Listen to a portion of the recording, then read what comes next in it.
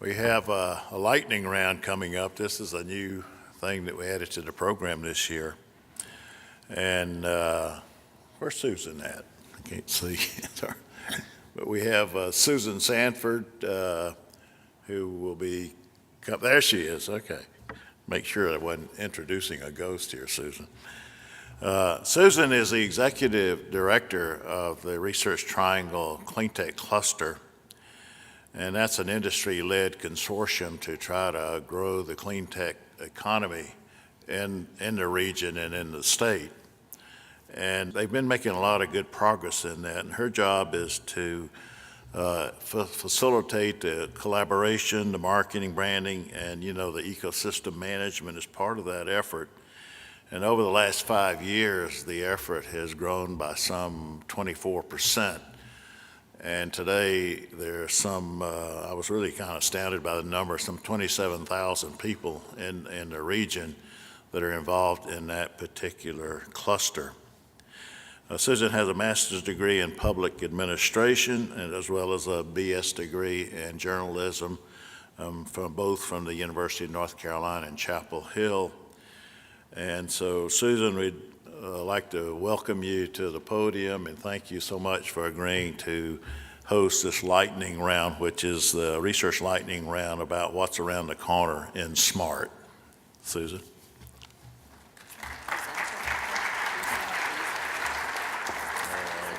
Yeah, one right up there on top. Okay, thank you. I think Dennis just shortened my presentation with all those numbers, so it was great.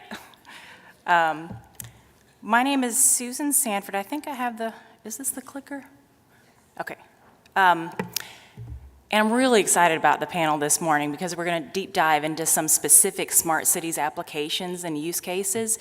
But first, I think my role is to zoom out a little bit and give you a little context on the industry, and then I'll be able to introduce our subject matter experts. Actually, I might invite you to come to the stage now if Dr. Pechalar, Kyle, if Kyle's here, Jason, and I'll share a little bit about the industry and then introduce each of our esteemed panelists this morning. Thank you. So, my role is working in the clean tech industry. We're talking about smart cities today. In a lot of ways, smart grid, which is part of clean tech, was a precursor to smart cities and talking about resilience in our communities, making sure we had reliable power and resilient power. I think what we've seen in smart cities over the last 5 years is we've moved the conversation from talking about technologies and clean tech to smart cities really being a platform to talking about why. Why would we want to deploy a solution, which is a really exciting time for this industry. We're seeing, instead of industry taking the lead, we're seeing the city of Raleigh or the town of Cary or city of Wilson, you name it, even Governor Cooper this week talking about reducing carbon impacts by 40%. And so these are the drivers for smart cities applications. And in many of those situations, clean tech will be the enabling technologies to achieve those goals. So a little bit about clean tech. You don't have to read all of those verticals, but a lot of people ask us, what is clean tech? It is a little bit more than when you leave the room, you turn off the lights. It's several different verticals, but the great news is here in the Research Triangle, we lead in most of these verticals, definitely in smart grid and therefore in smart cities. I'd like to share a few examples of clean tech and smart cities applications. Has anyone here driven down to Hoke County before? I know Tom White has. Hoke County, so you may not know that Hoke County had the state's first net zero school. So Sandy Creek Middle School was the first net zero school. We are soon to have the first net positive building here in Raleigh, and this solution was developed by a clean tech company, Power Analytics. And not only did that school save money on energy costs, but they are now embedding energy analytics into the curriculum for those middle school students. Clean tech can also look like public safety. So here in Durham, we have a company called State of Place, which is working to reduce pedestrian fatalities and injuries by measuring the walkability of certain intersections. Another example of how our cities are leading the conversation around smart cities. And then you've probably heard about the Butler Farms microgrid in Lillington, North Carolina, which is so cool. They're taking one of our natural resources, hog waste, combining with solar power and have created a microgrid here in Lillington, North Carolina. What's really exciting about these applications is for years we've talked with companies here about solutions they're deploying in Samoa or Tonga or Puerto Rico, and it's great to see that we're starting to see these innovations deployed in North Carolina, and in many cases developed by companies here in the Research Triangle region. I won't get into this. Dennis shared this. Thank you very much. If there are any students here, are there any students in the room? Okay, look to the clean tech industry. There are a variety of job opportunities. And the job opportunities are not just at the multinational firms like Xylem or ABB. They're also at small entrepreneurial companies and small businesses. We have more than nearly 1,900 companies in the Triangle working in this industry. So it's a wonderful field to get into. And this is a little bit dated, but I do want to share that these jobs, this industry, smart cities, clean tech, has a potential to create jobs across a region. So not just in our urban core, but also in our rural communities as well. Just briefly, our organization is a not-for-profit economic development organization for the clean tech industry. We talk a lot about smart cities, and NC State was actually a founding member of the clean tech cluster. Our focus is on bringing academia, industry, and government together to solve challenges around smart cities or clean tech. We work in 3 different areas: talent,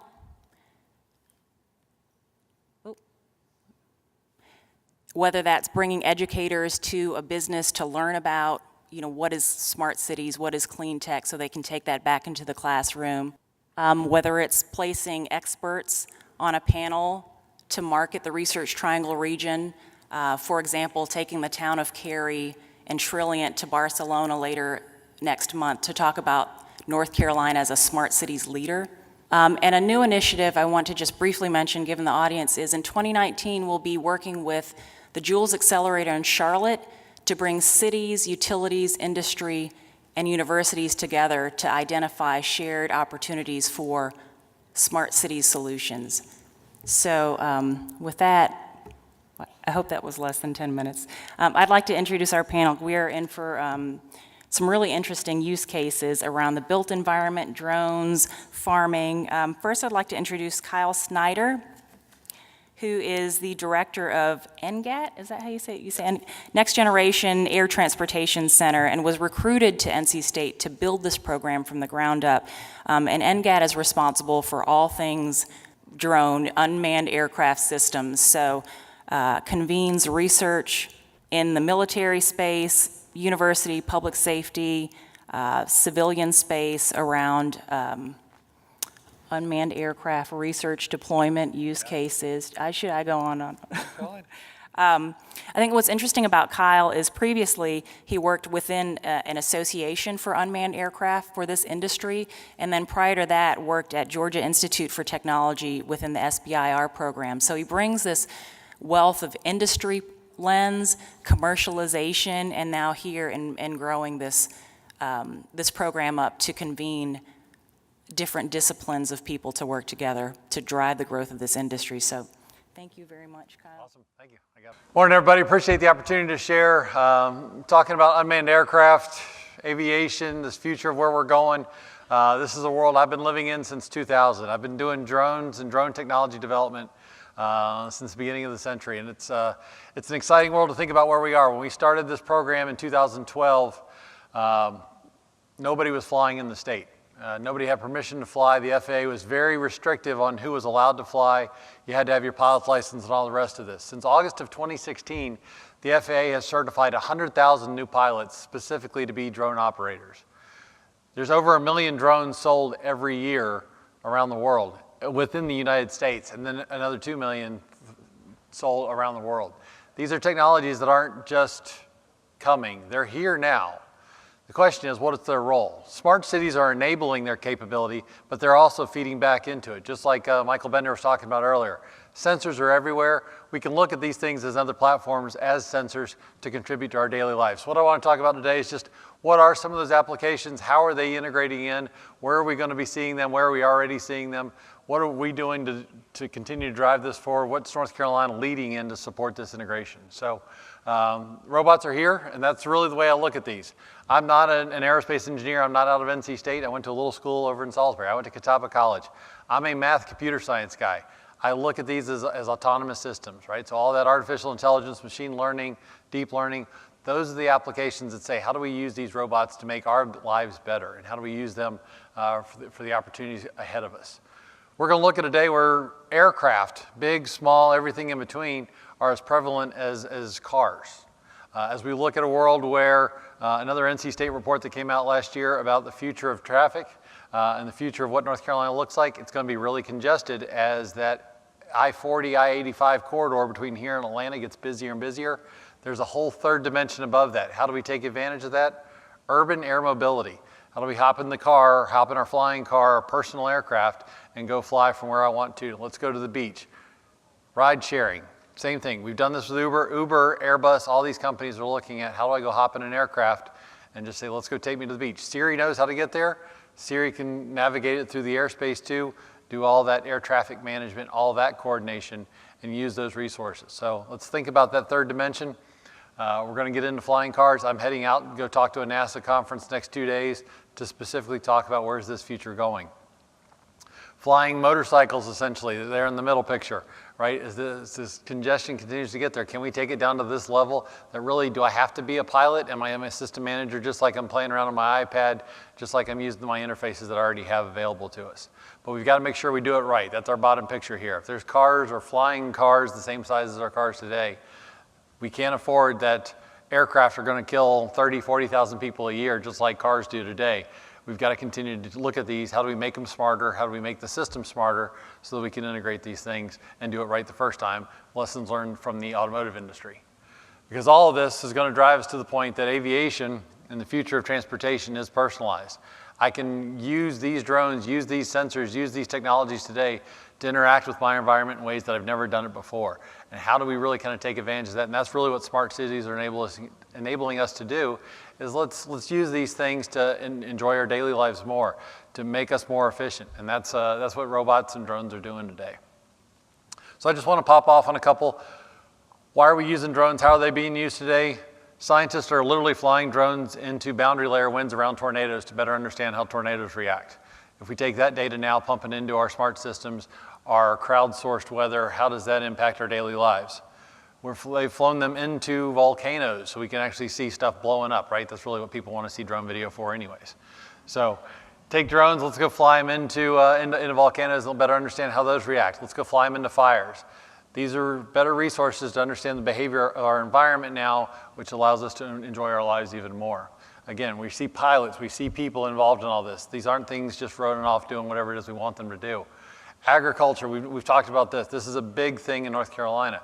How do we use these to better understand our irrigation patterns, to better understand our crop health? This is an integration program. This isn't just, I can go fly an aircraft. I now have to understand agronomy. If I start looking at different spectral imagery, what is this telling me? So what aircraft, what sensors can I develop to make these things smarter so that it makes my life better? Company here at the bottom corner, SenseFly. This is a company that moved here. They moved to Raleigh because they want to be in this environment. Their North America headquarters, their world headquarters is in Switzerland. The North America headquarters is now here. They moved here this summer. It's a small aircraft that'll fly for about an hour. What other sensors can we put on there? We've got an MOU between them and the university to say, what else can we do? How can we drive together? How can they be in this environment? That's why they're here. Biology, let's go look at birds. Sandhill cranes on the right are really skittish when airplanes fly over them and people are trying to do counts. Let's go fly over them at night. Once they bedded down with an infrared sensor, now we can do counts to see where they're at.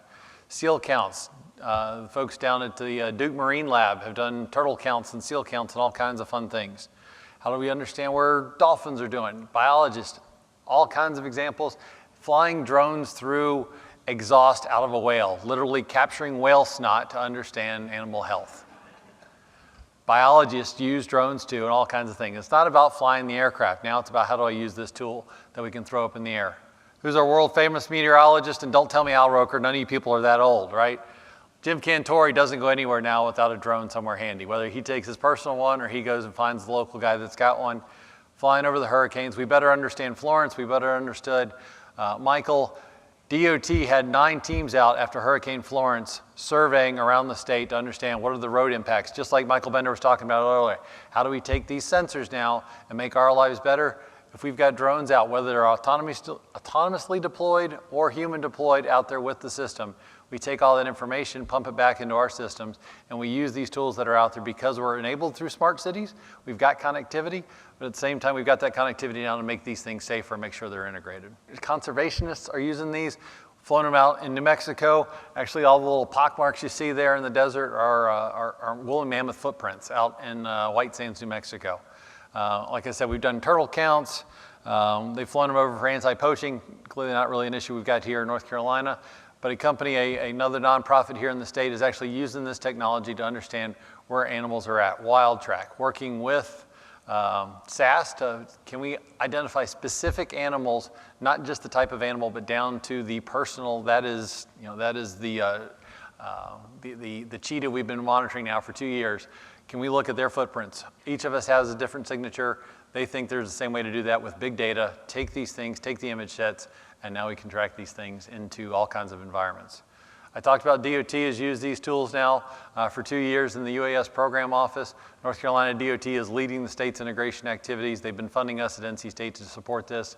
We have flown this intersection. It's one of the diverging diamond interchanges over in outside of Kernersville. Literally, if we wanted to play the video, we could play the video, and you'll see that it looks like a still frame. How do we capture this? How else does this support our daily lives?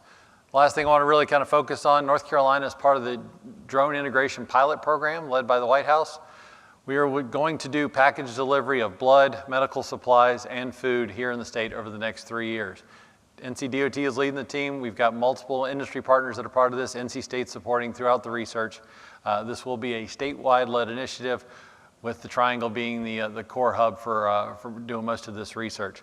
One of 10 states, and only 10 states around the country, picked to do these kinds of projects. We're going to lead the efforts between these packages and defibrillator delivery, specifically to say how do we make our lives better in healthcare with drones.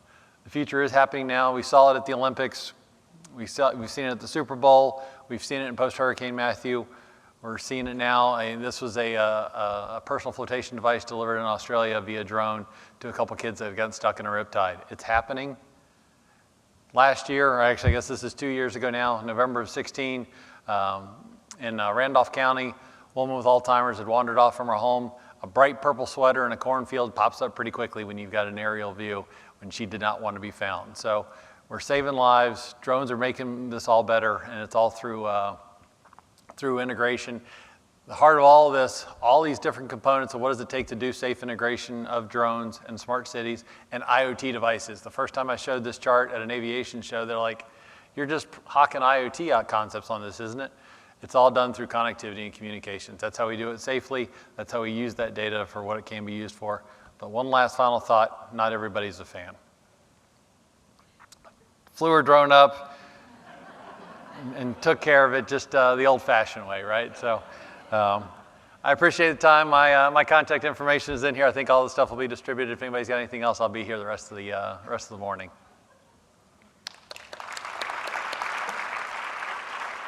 I think I was close. We really live in the future. I'd like to next introduce Jason Ward, who's assistant professor in the Department of Biological and Agricultural Engineering. And I neglected to say, Kyle, you graduated from Catawba College earlier. So Jason received his Biosystems and Agricultural Engineering degree and MS in the same from U of Kentucky, and his PhD in Biological Engineering from Mississippi State. And he heads up the Advanced Ag Lab, which works at the intersection of technology and farming to understand agricultural methods and practices combined, as Kyle talked about, with sensors, equipment, robotics, and data management to create data-driven decision-making, precision agriculture. Is that right? So thank you very much, Jason. Great, thank you.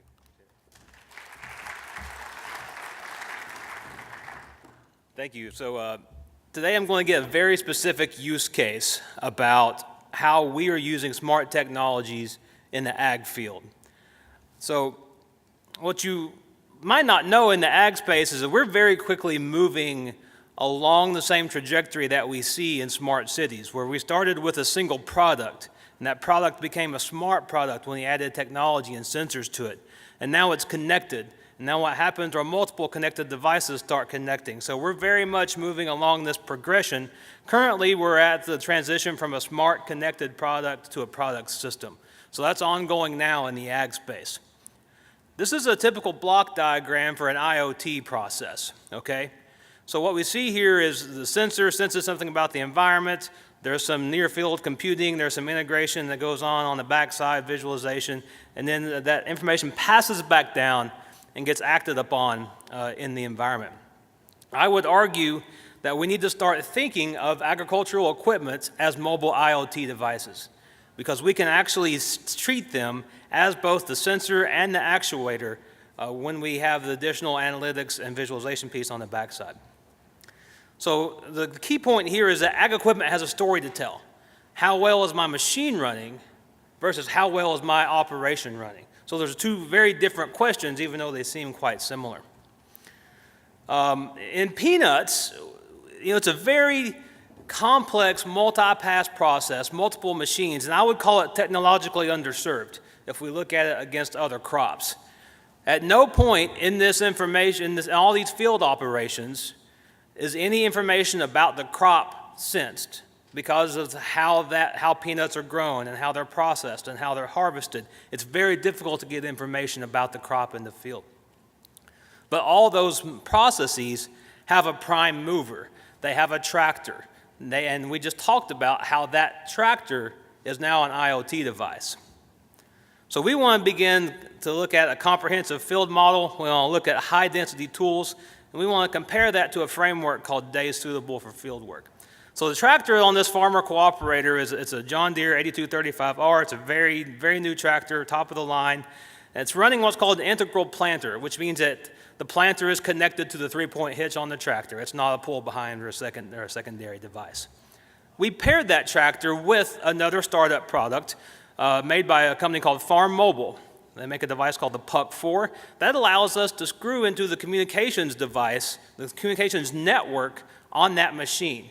Since 2008, every tractor runs a multi-level communications bus on that machine running at massive data rates.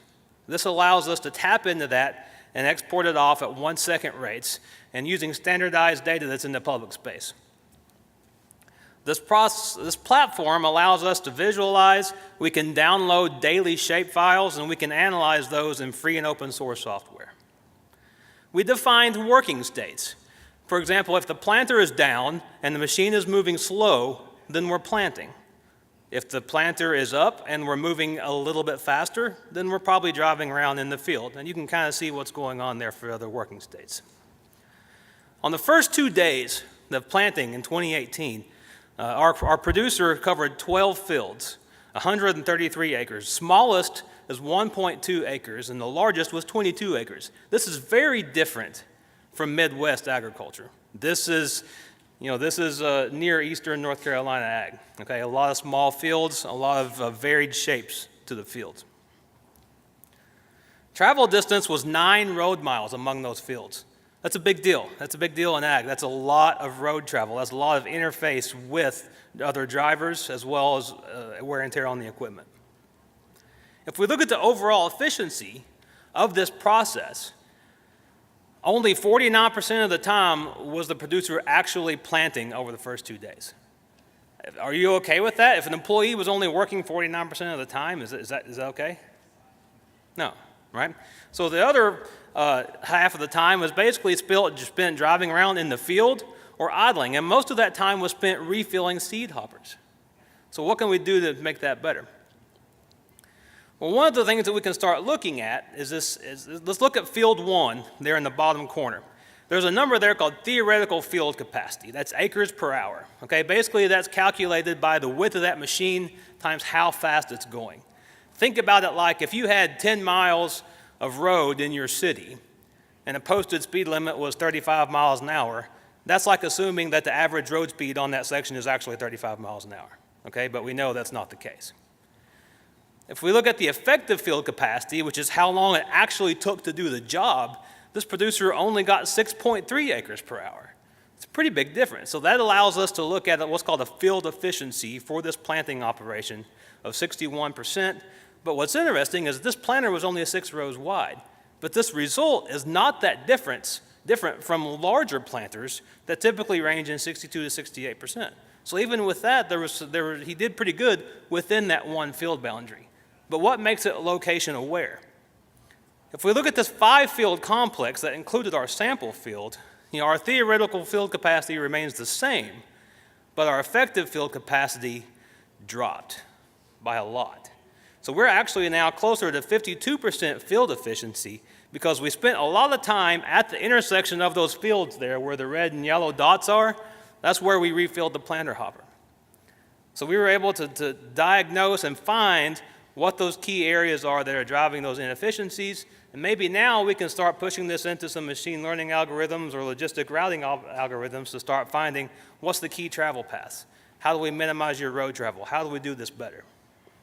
There's also an interesting framework. If we go back and look historically at weather data, we can actually tell how many days does a producer have to do field work. Okay, so this is also useful for construction, for a lot of other different practices.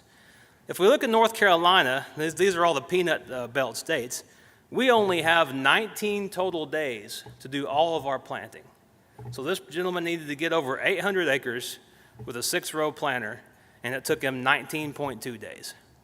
So he had zero cushion. If he had a mechanical failure, if he had a severe weather event, or even just a minor weather event, he might not have been able to get all those acres planted. So this gives us a framework to start saying, hey, you might need a bigger planter, right? You might need to move a little faster. You might need to find some more efficiencies where you can. And we can also look and say, how comfortable are you with risk? Do you want to cover 50% of the time that you'll be able to get across the field, or do you want to know 85% of the time you'll be able to get across the field? So this is a powerful framework whenever we combine it with those logistics, whenever we look at statistical learning about weather, to combine them to an application. So moving forward from this kind of a use case, what we really need to start doing is understanding how much data is enough. Like we talked about before, we can very easily get a wash in the data lake, so we need to be careful with that. Also, I want to make the point that one of the biggest issues with this kind of work is connectivity. 4G is not everywhere, especially in rural North Carolina. So we definitely need more broadband capability to our producers so that they can start leveraging these technologies in their operations. So we need to kind of see what happens in multi-environment settings. We need to compare how we can size better, how can we find the gaps, complete data set. And I didn't call it field traceability, I call it trackability, because that's really what we're trying to do is understand what's going on within that machine space, in that field, and then how that relates to the next field space. So with that, I'll put my contact information up there. Again, it's been a pleasure to get to talk to you and bring a very specific ag perspective to a smart city. I appreciate if you have any questions, you're welcome to reach out. Thank you.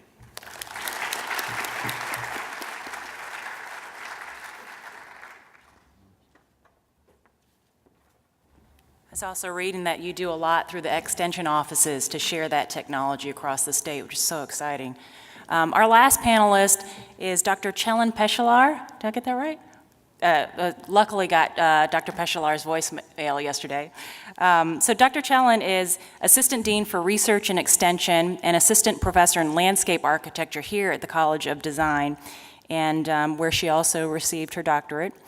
from NC State. She has a Master of Science in Urban Design, City and Regional Planning, as well as a Bachelor of Architecture from Middle East Technical University, and her areas of expertise include organizing and promoting design and planning projects largely across the state of North Carolina, many communities across North Carolina, and in particular her expertise is around the built environment, the relationship between architecture and human behavior and communities, and Dr. Pechalar maintains her architecture status in her home country of Northern Cyprus, and she also sits on the Appearance Commission at the town of Apex, which, as you know, is the peak of good living. So she brings global and local perspective here to us at NC State.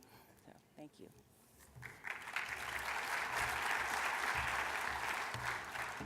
Thank you for the introduction, Susan.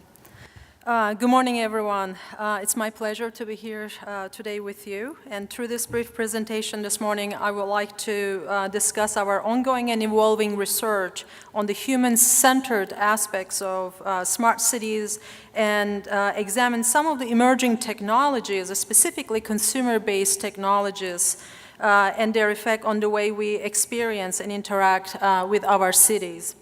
This is particularly important as we consider how best to design, develop, and deploy new smart city infrastructure that aims to improve urban livability and sustainability. We will all agree that recent technological advances have created a significant and often positive impact on the way we navigate, communicate, and experience our cities. But as a result of these advances, specifically in consumer-based technology, the way that we understand the sense of place, its legibility, and knowledge of urban areas can be profoundly affected. In the summit today, we will be hearing more about how urban planners, policymakers, and researchers are making use of the latest high-level advances in technology and how they can begin to solve urban problems through deployment of urban data systems, information, and communication of the Internet of Things. My apologies, actually I forgot to change my slides. In this discussion, I would like to also consider how we make sure that the advantages of smart technology, planning, and design can benefit every strata of society. Part of the challenge is to identify the most useful data and find solutions developed by the community and for the community.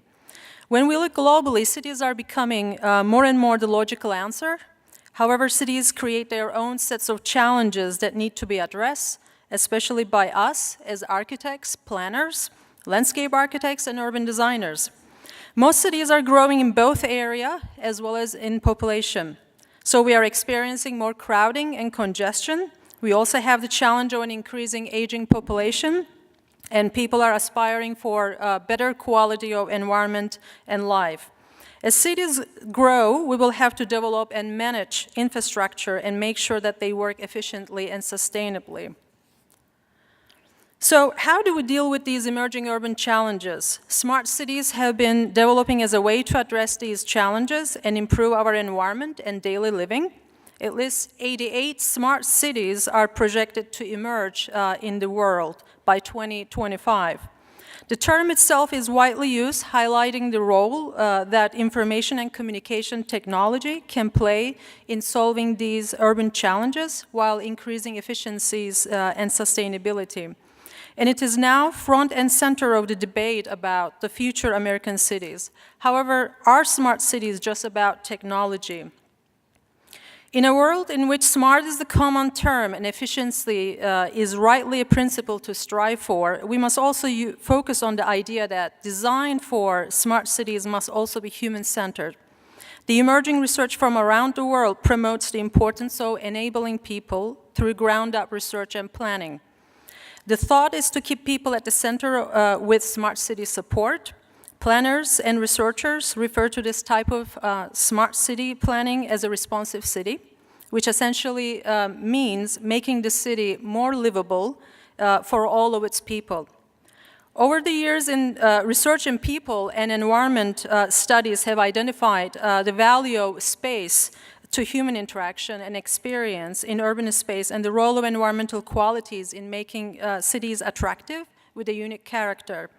With the adoption of smart technology to improve our environment and daily living, we now find ourselves in an era where smart cities, open data, consumer-based technological applications, and the Internet of Things are set to transform and shape city building well into the 21st century. While we continue to develop tools that enable public participation in the improvement of our environment, it is also imperative for us to understand how consumer-based technological applications are already changing our behaviors and the level of interaction with our environment. Smart cities function and operate like a human body. We have the built environment, which includes buildings and the activities that take place in them, like the muscles in our bodies. We have the natural environment that helps cleanse the air, which is like our lungs, giving us the oxygen we need. And we have roads and mass transit corridors, just like our veins and arteries, that move the traffic, people, and the goods around. And our bodies have 5 senses that send signals to our brain. And our senses determine what happens in our environment and tells our brain how to adapt our body and activities to our environment. So the natural, built, and social-cultural domains of our surroundings are thoroughly intertwined and interdependent on each other, influencing how we sense and perceive our environment. This, in turn, influences our behavior and results in how we impact the environment through our actions. So perception is at the heart of how we interact with our cities. It is a direct sensory experience of the urban environment for those who are in it at a given time. And this diagram suggests that we purposefully apply our cultural and personal characteristics as filters and make choices which result in how we perceive our environment and also act within it. However, it is important to understand how perception is filtered by adding another layer, the technology, especially consumer-based technologies that impact our lives every day.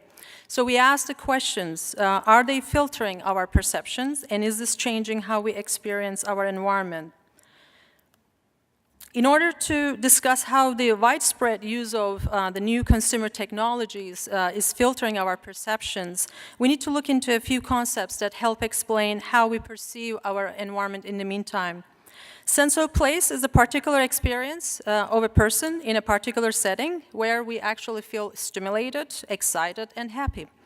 It evolves through personal experiences and defines how we view, interpret, and interact with our surroundings and other people. So how is sense of place changed or enhanced with the use of something like virtual reality technology? Fully immersive VR headsets have been developed and deployed in consumer, gaming, and training environments with a great success. They're also a valuable tool for research and interactive design at both consumer and professional levels. We are now also using them actually for urban policy review to quickly look at design options and get immediate feedback from stakeholders and the end users. We all understand the value of assessing a potential design or policy change with minimal cost, but we must also remember how the use of the current VR technology filters what we perceive in the projected urban setting. Do we get the same sense of place from virtual reality? Certainly more research is needed in order to fully incorporate this valuable technology at both consumer and professional levels. Another phenomenon that we need to pay attention to in smart city development is orientation and wayfinding. The term wayfinding refers to systems that help people navigate through environments based on sensation and memory. And typically we do that by painting a mental image of the physical world around us, often based around 5 consistent elements that are part of the urban environment: paths, edges, districts, nodes, and landmarks. And the combination of these features actually enable us to create a mental map of the urban fabric and guide us to move around the city. It's about how we perceive, inhabit, and move around by orienting ourselves in an environment in relation to a destination, how we determine a path leading to that destination, how we monitor the progress, ensuring the destination is getting closer by reading the cues around us, and how we recognize when we arrive at the destination. So how is pedestrian wayfinding changing with the use of new consumer-based technologies? People generally acquire spatial knowledge in cities through direct experience by walking within an environment, by asking directions, or by looking at a map. This is certainly the age-old method for navigating our cities and neighborhoods, as recent studies have shown, often the most effective process for wayfinding for long-term orientation and spatial memory. In order to improve this method of wayfinding, cities long ago began placing community-specific signage, sometimes including both graphic maps and associated information. And in the meantime, the advent of the smartphone and its wide range of applications has had an enormous impact on wayfinding, our spatial knowledge, and how we orient ourselves. As we watch crowds of urban pedestrians focus more on their phone than on crosswalks, traffic, and their neighbors, it is worth considering what effect an increased focus on the pervasive smartphone will have on our urban experience and stored perceptions. Given increasing adoption of the smartphone and apps for wayfinding and environmental knowledge, we should consider how new phone technologies might be used to improve our urban experience. How might technology be used as a tool to better represent our neighborhoods and research the needs and wants of residents and visitors? For example, cool wayfinding apps also incorporate interactive data collection of the user experience along the lines of the See-Click-Fix app that we use in Raleigh. The first stage of advancing wayfinding apps for the smartphone was enhanced virtual reality with embedded information. The embedded data provides very useful information to the user, but it also may filter the choices as they move through the environment. The next stage of technology is augmented virtual reality. Several apps utilizing augmented virtual reality allow the user to view the pathway to their destination as a colored virtual path drawn over the scene they see through the camera on their smartphone. A recent trend also in augmented virtual reality for wayfinding is the use of virtual avatars drawn over the live scene viewed through the camera on our smartphone, like as if we have a friend actually together with us. So based on these studies done, the recent studies on users that rely on GPS-based applications, we have seen that users tend to focus on the smartphone screen and pay less attention to the routes and surrounding environment. This local focus of attention interferes with the global processing of spatial information, which is required for getting oriented in a space by interrelating the surrounding space, the self, and the map, resulting in a disconnected experiences. So as we watch crowds of urban pedestrians focus more on their phone than on the crosswalk, traffic, and the neighbors, it's worth considering whether there should be a permeable separation between walking paths, which starts redefining perhaps the zones on the street. And just as we find in wayfinding for pedestrians using their smartphones, we also find unexpected consequences for drivers using mapping applications like Waze. For example, Leona, New Jersey is no stranger to congestion, but applications like Waze and Apple Maps have caused unanticipated problems by directing commuters into Leona's residential streets, causing once quiet neighborhood actually to overflow with rush hour jams and late night speeders. And as researchers and urban designers, can we incorporate this information? With knowledge of the conditions that will likely arise from Waze and other routing apps, how should we change our design for street layouts and signage? The advantages of apps like Waze are undeniable, especially for those of us that might be a little bit directionally challenged, but with enough thought in the design stage and connectivity of our streets, can we predict and absorb the negative effects?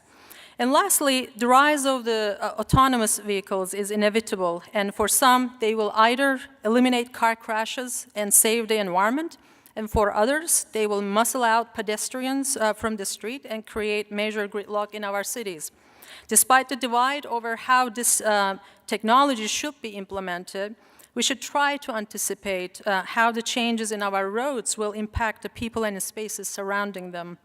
And at this point, cities, planners, architects, and landscape architects, we are actually unprepared for the changes self-driving can bring. And it is incumbent on us to begin to research, design, and plan for the rapidly approaching changes arising from both semi-autonomous and driverless vehicles, and not as a cautionary tale, but as an opportunity actually for us to create inclusive and positive urban change. So today, many cities want to be smart. However, we should look at this as an ongoing research program, as a living lab that will predict the behaviors of the parts of the city and use of those insights to build better cities that are livable and sustainable. Just as we began this discussion, we must remember that in a world of smart technologies, we should also consider the idea that the design and implementation of smart cities must also focus on being human-centered. The idea is to keep people at the center of our planning and with ground-up responsive research and design that enable all of our city residents. Integrating people into the smart city movement essentially means making the city more livable for all of its people. Thank you so much.